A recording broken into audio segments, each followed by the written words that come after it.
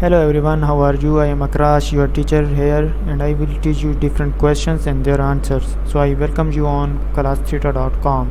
So our today's question is: Did a Subway discontinue Italian herb and cheese bread? The answer of the question is Subway has not permanently discontinued Italian herb and cheese bread, but some locations face temporary shortage.